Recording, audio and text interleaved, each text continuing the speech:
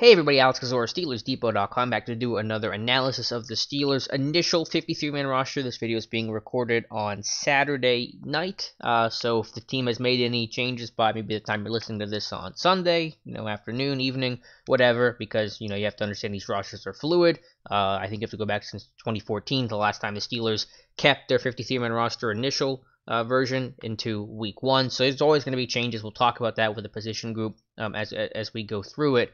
But I want to give my initial take to what the Steelers did at Saturday's cutdown. And really, it wasn't much of a surprise. I think it was probably one of the quieter years in terms of things that they did and decisions they made that were unexpected. If you look at my final roster prediction I did yesterday, the only thing I had wrong, again, on the initial version, is that I had Fred Johnson not making it, and I had Johnny Holton making the 53. And obviously they kept Johnson and they cut Holton, though for me Johnson was the 54th guy. It came down to him as the next guy that I took off my list, or the first guy I should say that I took off my list. So it was pretty much kind of in line with what we were all thinking. I'll go through things position group by position group. With the quarterbacks, no surprises there. After Devlin Hodges didn't do anything compelling enough to make the team in the finale against Carolina, pretty easy. Ben the number one, Rudolph reported to be the number two, which again no surprise, and Josh Dobbs as the number three. So no surprises across the board there. We'll see what happens with Devlin Hodges if he can snag a practice squad spot. Again, I still think that's up in the air. There's been no report that that's going to happen. But we'll see there. Running back, again, pretty status quo.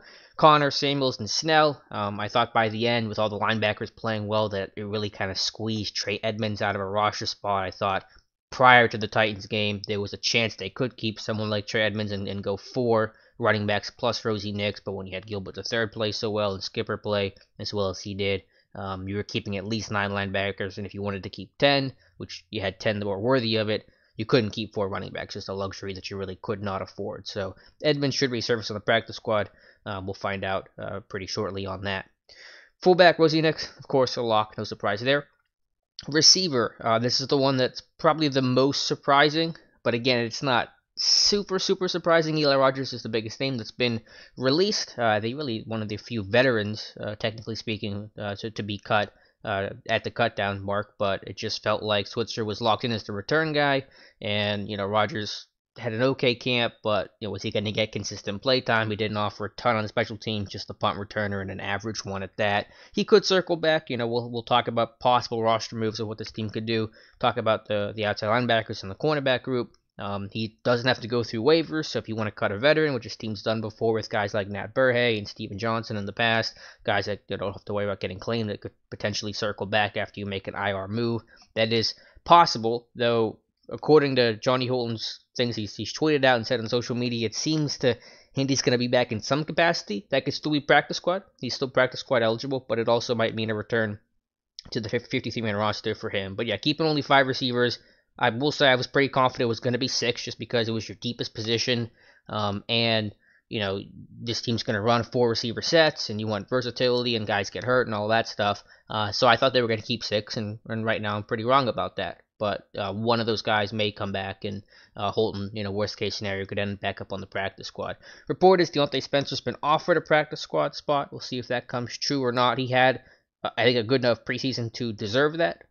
It might feel a little redundant with him and Switzer, but obviously we're just talking practice squad here, and if there's an injury, then obviously maybe you could call Spencer up, and I thought he played well enough to at least earn a practice squad spot. So if Holton doesn't get to the 53 and no one circles back, you could see Holton and Spencer on the practice squad. That's bad news for a guy like Tevin Jones, who was trying to angle for one of those practice squad spots. Rest of the group, though, pretty locked in. I felt like your top 5, Switzer included after Thursday game, were pretty much locked in. Deontay Johnson could be inactive week 1 and to start his career just because he's missed so much time and hasn't progressed immediately, at least, by the way the team was anticipating. Tight end, internally, no surprises. McDonald, Grimble, Gentry. That's obviously one area where you could definitely see a roster move. Gentry's spot is up in the air. I know everyone wants to talk about Grimble and keep Gentry and get Grimble off or cut both of those guys. Maybe I'm wrong, and you can roast me for it if I'm wrong, but I think Grimble stays. Every time that they're asked about the tight end group, Colbert points out that they have Grimble and they like him and they're excited to kind of see what he does as that true number 2 tight end this year, replacing Jesse James. I don't think you want to totally transform that room with a couple new guys or one new guy and then a rookie in Gentry who's raw. I just don't think that's the way you want to go about it. I get some of the frustration with Grimble. He's not as bad as people make it out to be. He's got value as a blocker. He can offer little as a receiver. He has shown improvement. Should he be in a better place in his career right now than where he's at? Probably. The potential's always been the big carrot with him. You're trying to get to that potential and you never quite get there and you just keep waiting and it hasn't happened yet. But pretty confident Grimble's going to be sticking around, if anything, just for the continuity of keeping that group intact. But Gentry is a guy that has initially made the team, but could easily be having a different discussion 48 hours from now. 3 names I would point to. Guys that were at least cut today that I could see this team show interest in. Jordan Leggett, for obvious reasons. Team tried to claim him back in the offseason. Now, granted, that was for a 90-man roster and not a 53-man roster, so the equation has changed a little bit, but obvious interest there. They liked Leggett coming out of Clemson. Luke Wilson, who Dave Bryan has mentioned several times, experienced guy, veteran guy, decent blocker, has bounced around a good bit, but could work as a number 3. I think that fits well. And then Seth DeVal from Cleveland, a guy they know pretty well, playing a lot of AFC North ball, a little undersized, a little H-back-ish, had a concussion in camp that he's recovered from, but I think a guy that does make sense because they're aware of him and he can slide in as that number 3. Along the offensive line, again, not any huge surprises for me. Fred Johnson, like I said, was the 54th guy, so to see them carry 9 is not a surprise, especially when you consider, and I said this on the podcast, that I know that it's very rare for guys to get claimed off of waivers, but if you're worried about somebody, you're probably worried about an offensive lineman, because look what happened around the league, the last 48 hours. There's been probably 10 trades involving an offensive lineman, including the Steelers sending Gerald Hawkins to Tampa Bay, which we'll talk about here in a second. So that in secondary help are like the 2 positions that everyone needs, where there's just such a scarcity of talent that if anyone that can acquire a corner or a safety or an offensive lineman, teams are trying to get those. So you're seeing a lot of corners get traded, you're seeing a lot of offensive linemen get traded. So you do worry about losing a guy like a Fred Johnson, if not immediately through waivers, but early in the season too, just because everyone is looking for offensive line help. So I get the reason to keep 9. Then, of course, the history just shows his team generally keeps 9 offensive linemen. So understand that Johnson's raw, but yeah, he's versatile. I thought he did have a good camp overall. Still played pretty well overall. So Banner and Fred Johnson are the last 2 on the offensive line group, and they should be inactive on game day. But good job for both of those guys. And again, Gerald Hawkins getting traded, which I thought was great. You were going to cut him outright. The guy struggled in camp, never looked healthy, just kind of got a little bit better, but not by much. Just looked kind of robotic and very clinical with some of his pass sets and just some really ugly reps that he had. So to get something for him is fantastic. It is a very much a future something. They're going to get Tampa Bay's 2021st 6th-round pick. Steelers will send their 7th-round pick in 2021, so 2 drafts from now. But to get anything for Gerald Hawkins, to me, I think was awesome. To get any sort of value for him. And again, Tampa Bay did not have a 2020 7th-round pick, so trying to have them deal their 6th, or obviously they couldn't deal their 7th for this upcoming draft, probably made things a little bit more difficult. But to get something for Hawkins, wish him well, but that surprised me, so hats off to Colbert for getting something for Gerald Hawkins. Defensive line, status quo. This group's been locked in really since probably after the 2nd preseason game, maybe even after the 1st preseason game. You got, you're starting 3 with Tuitt, Hayward, Hargrave, Alulu as your backup, and then McCullers as your nose tackle, probably number 5 on game day. And then Isaiah Buggs as your number 6. He's played well, kind of finished things strong against Carolina, so he'll make the team. Henry Mondo, probably going to go to the practice squad. That seems likely. We've had that predicted and projected for several weeks now. We'll see how that group shakes out, but that group's pretty much locked in.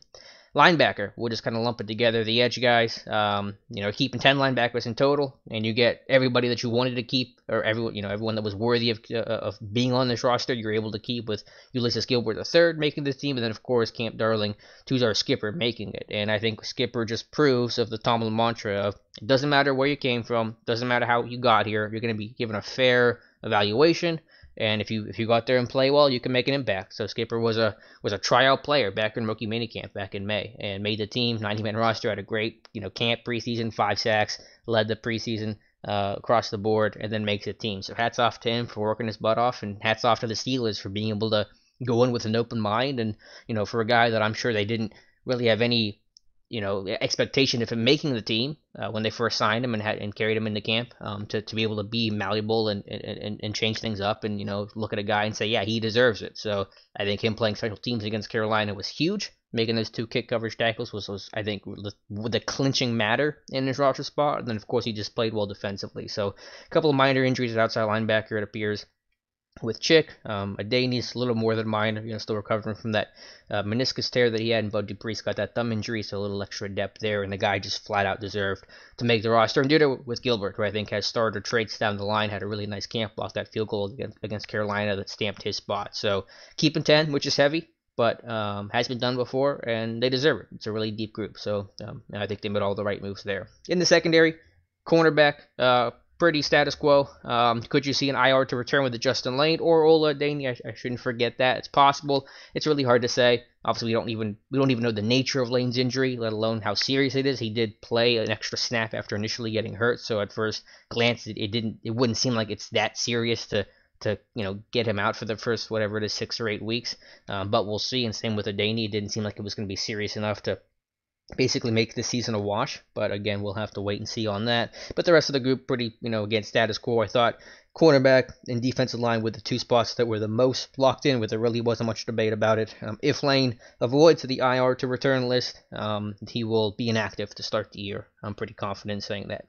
And then safety, the only battle there was Jordan Dangerfield versus Marcus Allen. I think because you didn't keep Trey Edmunds on the 53, you have Jordan Dangerfield to be your PP on the punt team, the quarterback of that unit. So yeah, I think, is there a train coming? I keep saying that every video, and I keep thinking I super paranoid about that. But I think we're good. But yeah, Marcus Allen played well. He may circle back to the practice squad. That's probably best for him. But again, I think while they both have special teams value, Dangerfield has more special teams value. Has played more on Sundays. Is a backup free safety. Can probably play both spots better than Marcus Allen can. So that's the decision there, and I'm totally cool with that.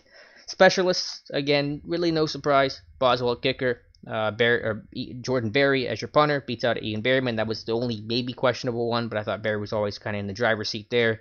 And then Cameron Kennedy as your long snapper, so no surprises there. Could they bring in another punter? Possibly. Some good punters got cut, but I think you're going to roll with Berry. He gave him a 2-year contract. He's your holder. Do you want to mess up the whole operation thing by having a new holder for Chris Boswell at the last second? I know it seems minor, but I probably wouldn't chance it. I think Berry fits the scheme well, even though he's not exactly a fan favorite in Pittsburgh. So, bottom line, I think it was a pretty much as expected roster cut down. The only thing that was a little surprising was keeping 5 receivers. We'll see if somebody circles back, whether that's Eli Rogers or Johnny Holton. But compared to previous years, where you had last year where Landry Jones got cut, and that was, to my expectations, pretty shocking. I know most people, or many people, thought that Dobbs was going to make it, and I was wrong about that, and I was wrong about that. But I thought it was pretty status quo. But again, a lot more roster moves could be made. You could have an IR to return guy. There's always a chance for a trade. Definitely a chance of bringing in a tight end, maybe even a safety potentially. So it's still a fluid situation these next 48 hours, 72 hours. So don't assume that this 53 is the 53 they'll carry when they travel to Foxborough. Doesn't happen in the last 3-4 years. Say it won't happen. There'll be someone new on this roster. But let me know your thoughts on the roster. Who did you like that they kept? Who do you wish they would have kept? What decision do you think they got right or wrong? Who do you think is going to be on the practice squad? If I had to guess right now, I shouldn't. Oh, that's a dangerous question to ask because I don't know if I know the answer to it. But Edmonds at running back, offensive lineman, Patrick Morris and Duran Gray make as much sense as anybody. Receiver, the report is Deontay Spencer. If Holton doesn't get the 53, then he should be back on the practice squad. He's worth keeping. Christian Scott and Williamson will be exempt, so he should be back as the International Pathway Program. Mondo along the defensive line. Robert Spillane, an inside linebacker. Sutton Smith potentially should. It'll be close on Sutton Smith. I call it a coin flip. He played, I think, well enough in the finale to earn him a little bit longer look at least. And then the secondary, again, Marcus Allen, Javon Askew Henry, maybe a Marcellus Branch or a Trayvon Mathis.